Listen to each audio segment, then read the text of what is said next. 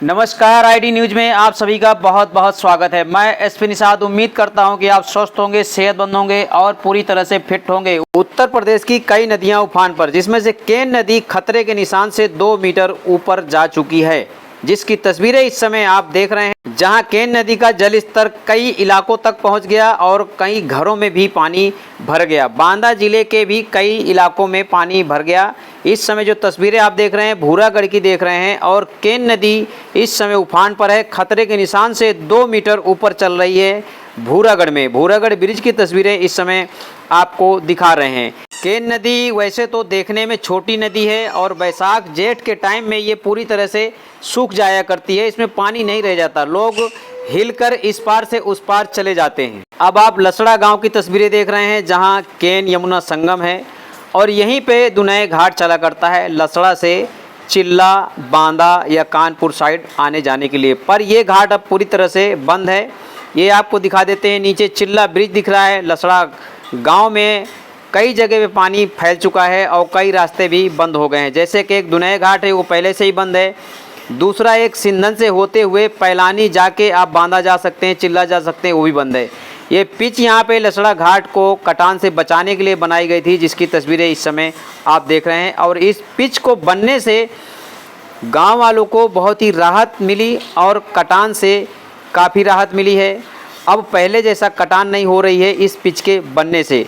इसके पहले जब पिच नहीं थी तो आधा गांव जो किनारे किनारे बसा हुआ था पुराना, वो सब यमुना नदी में जा चुका है। और लसड़ा घाट की जो कटान है वो अधरी बदधरी से लेके लसड़ा, इसके बाद में दुनई घाट तक काफ़ी कट चुका है। अब ये पिच बनने से बहुत ही राहत मिली और कटान से खास करके राहत मिली है। अब कटने से गांव वालों को इतनी चिंता नहीं रहती, नहीं तो जैसे ही यमुना नदी की बाढ़ आती है गांव वालों की चिंताएं बढ़ जाती हैं। और बहुत सारे घर यमुना नदी में कटकर पहले भी जा चुके हैं।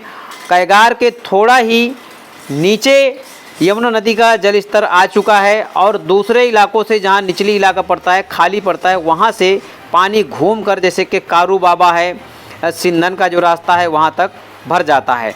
अब आप तस्वीरें देख रहे हैं चिल्ला ब्रिज की। चिल्ला ब्रिज में इस समय आज की अगर बात करें 7 अगस्त की, तो जो जल स्तर है वो 97.75 है और लगातार अब यमुना नदी का जल स्तर बढ़ ही रहा है।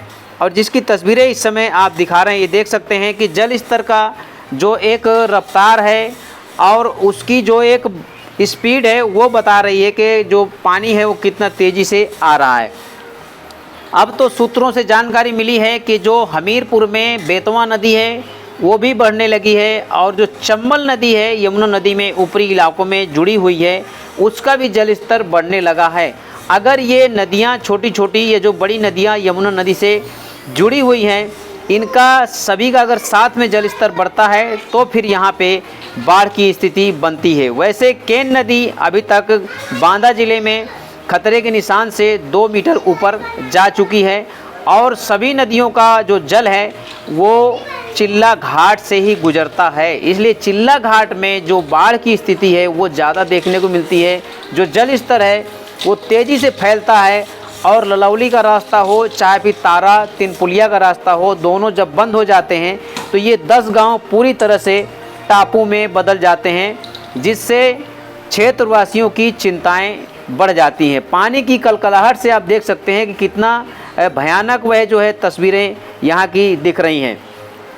तो इस तरह से उत्तर प्रदेश में जो नदियों की हालत है वो बाढ़ की स्थिति में है और हर एक नदी का जलस्तर थोड़ा थोड़ा भले ही बढ़ रहा हो, पर इस समय केन नदी ने अपना कहर ढाया हुआ है। और इस समय आपको चिल्ला घाट, चिल्ला ब्रिज की तस्वीरें हम दिखा रहे हैं। उम्मीद करते हैं कि आज की खबर आपको अच्छी लगी होगी। खबर अच्छी लगे तो चैनल को हमारे सब्सक्राइब, लाइक करना बिल्कुल ना भूलें, ताकि हम उत्तर प्रदेश की छोटी से लेके बड़ी हर एक खबर आप तक इसी तरह से पहुंचाते रहें और हमारे वीडियो का नोटिफिकेशन सबसे पहले आप तक पहुंचे। अगले वीडियो तक के लिए धन्यवाद। जय हिंद।